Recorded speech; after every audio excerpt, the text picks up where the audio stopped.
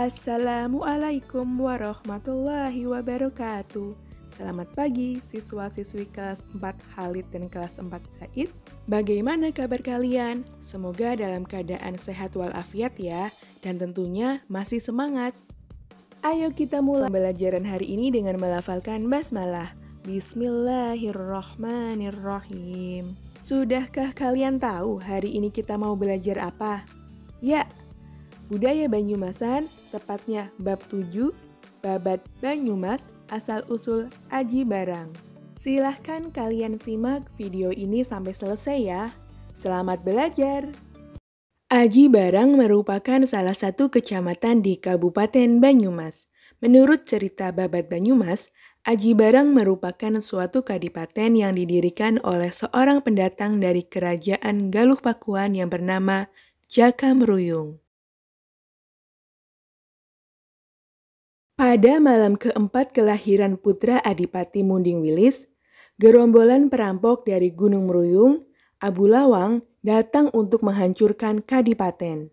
Pihak Adipati mengalami kekalahan, semua barang dirampok, kadipaten dibakar, dan putra sang Adipati pun dibawa oleh Abu Lawang ke Gunung Mruyung. Anak itu diangkat oleh Abu Lawang sebagai putranya sendiri dan diberi nama Jaka Mruyung. Setelah dewasa, Jaka Mruyung tidak suka kepada watak orang tuanya yang kejam, suka merampok, dan berjudi. Secara diam-diam, Jaka Mruyung pergi meninggalkan Gunung Mruyung dengan kuda Dawuk Mruyung. Kuda ini ternyata milik ayah kandungnya, yaitu Munding Wilis. Jaka Mruyung terus berkuda menjauhi Gunung Mruyung hingga sampai di Dayeh Luhur. Dia bertemu dengan Ki Merangi. Ki Merangi adalah seorang mantan prajurit sakti kerajaan Majapahit yang kini menjadi seorang merangi atau pembuat rangka keris. Di Dayeh Luhur, Jaka Mruyung singgah di rumah Ki Merangi. Dia belajar membaca, menulis, dan ilmu keprajuritan kepada Ki Merangi. Tempat belajar Jaka Mruyung ini diberi nama Desa Panulisan. Setelah dianggap cukup, Jaka Mruyung diizinkan meneruskan perjalanannya. Jaka Mruyung pergi ke arah timur dan mencari hutan bernama Pakis Aji. Nah, Jaka Mruyung dibantu oleh beberapa warga desa Petambakan untuk membabat hutan Pakis Aji yang nantinya akan dijadikan sebagai dukuh tempat tinggalnya. Saat sedang membabat hutan, muncullah seekor ular besar. Dengan cekatan, Jaka Mruyung menangkap ular tersebut lalu membunuh dan membakarnya. Api yang berkobar mengakibatkan hutan Pakis Aji ikut terbakar. Berita terbakarnya hutan Pakis Aji didengar oleh Adipati Nglangak, yaitu Adipati Kadipaten Kutanegara. Sang Adipati Kutanegara memerintahkan penggawainya untuk menangkap Jaka Mruyung. Jaka Mruyung pun ditangkap dan ditahan. Nah, selama menjadi tahanan, Jaka Mruyung menunjukkan sikap sopan dan santun. Setelah beberapa lama, Jaka Mruyung dibebaskan, kemudian ia mengikuti sayembara pemilihan senopati, yaitu pemimpin perang atau prajurit.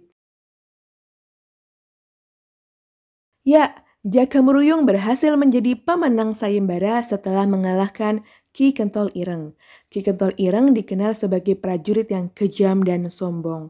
Setelah menjadi pemenang, Adipati Kutanegara menikahkan Jaka Mruyung dengan putrinya yang bernama Dewi Pandanayu. Adipati Kutanegara semakin lanjut usia. Beliau pun menyerahkan kepemimpinannya kepada Jaka Mruyung. Tetapi Jaka Mruyung tidak betah tinggal di Kadipaten Kutanegara.